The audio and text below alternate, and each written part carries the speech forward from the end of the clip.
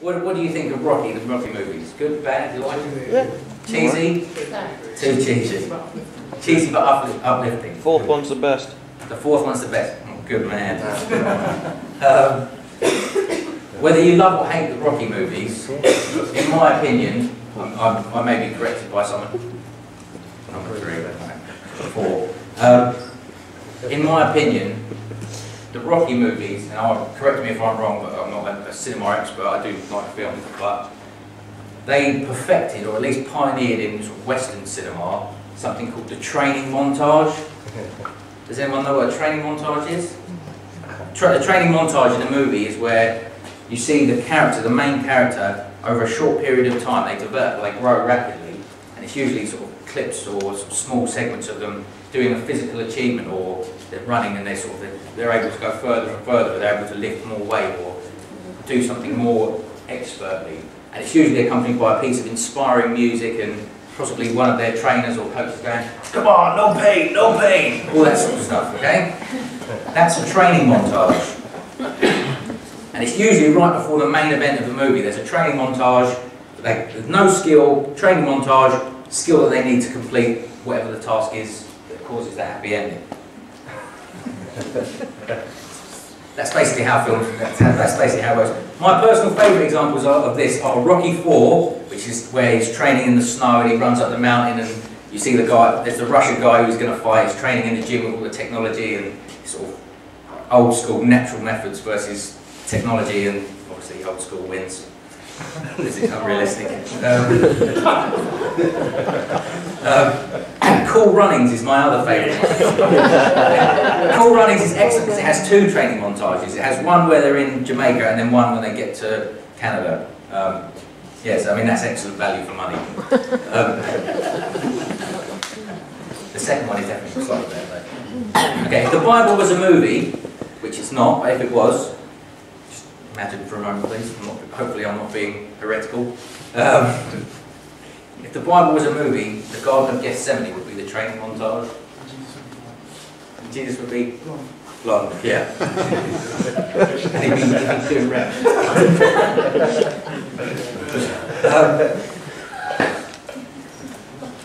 However, Jesus' training montage, if it was a movie, would be the worst training montage you have ever seen in terms of inspiring things and motivating the person who is supposed to be motivated. Instead of having a team around him of people going, "No pain, come on, you can do it," and shouting inspiring things at him and saying, "Come on," and the music playing in the background, Jesus' team let him down. They can't even pray with him for 1 hour. They betray him. They still, after years, spending years with the man who is God, don't get what he's been talking about and react by chopping someone's ear off when the time has come that Jesus has been telling them about for the last however long. And just as an aside, I want to say that the reason that happens is because Jesus was surrounded by real people, not characters from a movie. And just as a little aside, people were going to let you down, so I just want to say, just as a slight little thing, I say to people, generally, I don't make promises, because if I make a promise, I've broken a promise. If I say I'm going to do something, I will do it. Now that's just sort of as extreme as it gets. So, but I'll let people down. I know I will. So I don't like to say, "Oh, I'm going to promise to do that," because then if I don't do it, it seems like it's got a bit more weight to it. If you understand that. So people are going to let us down. I'm going to let you down. You're going to let me down. We just need to get on with it and be happy. Forgive each other. Show some grace. Anyway, however, as uninspiring as everyone else is in this section, they're falling asleep, they're reacting badly, they're just doing crazy stuff, betraying Jesus. As uninspiring as all of those people are, Jesus is entirely inspiring. He is the perfect model of inspiration for us in this passage. If you just think about this for a moment, Jesus is God. Jesus is one who existed before the beginning of time, before there was the concept of time. Jesus existed. It says in the Bible in John 1:3 that through him all things were made, and without him nothing that was made has been made. Through Jesus, that's John 1:3, everything was made that has been made. He was key, central to the creation of everything. So this is God. He's God. He chose to become a man. And as a human was tested, it says in the Bible, he was tested in the same ways as we were. He was surrounded by people who were going to let him down, who were going to betray him and sort of cause aggro to him. But yet he was without sin. He didn't react in a way that is sinful to those people. It says that's Hebrews 4:15 says that he was tested in every way, yet was without sin. So this God-man, the God-man, that's sort of, just keep that in your mind, that this is who Jesus is. So he's all of the magnificence and power and strength that God has, and he's become a man. So he sort of made himself weak and sort of emptied himself of his glory, it says, and all of those things. So I just want us to hold us in that. Just want us to hold us that thought in our minds, the God-man who Jesus is.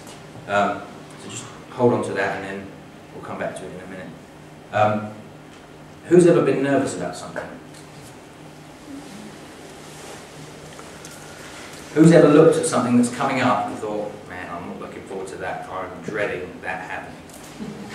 I've got the dentist tomorrow. Not at 2:30, 2 o'clock. It's a shame, but who's ever had to do something that they didn't want to do?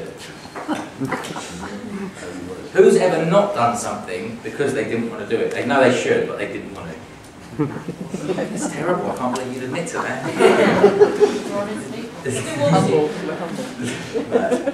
I mean, seriously, I know I've done that. I'm fairly sure that I've done that quite a few times in my life, and I've probably thrown a little stretch of the truth in there, or a little lie to get me out of it as well, which obviously I've repented for and don't do anymore.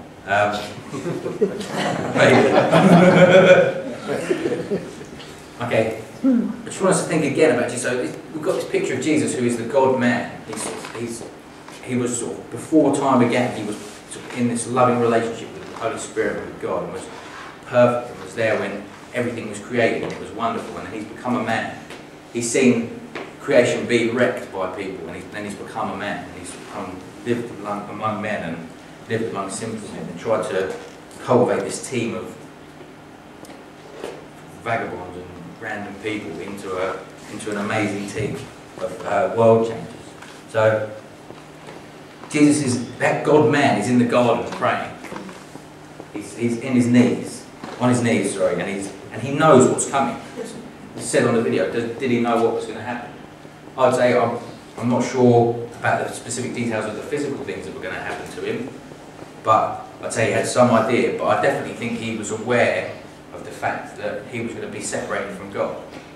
This man who, he is God, and he was with God since eternity before time began.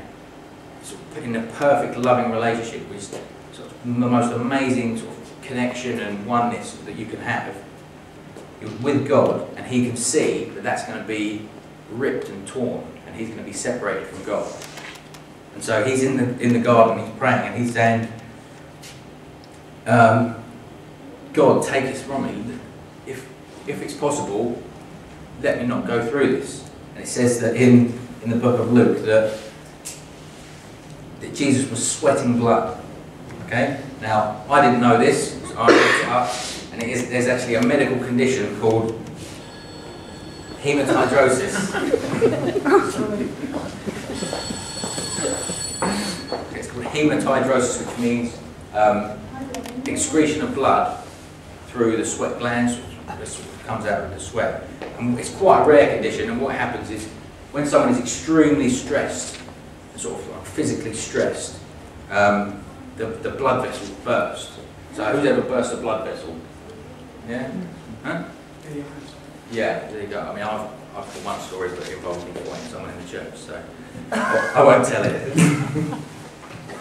I was a child, if that's all right, and I did win. So basically what happens is that the body gets so stressed, and there's when you burst a blood vessel, it's usually because you've exerted so much force and you've strained yourself. And what happens is that the blood vessels around the sweat glands burst, and the blood seeps into the sweat, and it all comes out mingled together. So it is actually, you do physically sweat blood because there's such a physical strain in your body. And that's what was happening with Jesus at this time. It's Jesus who is God. That just baffles me anyway. Jesus who is God had become a man.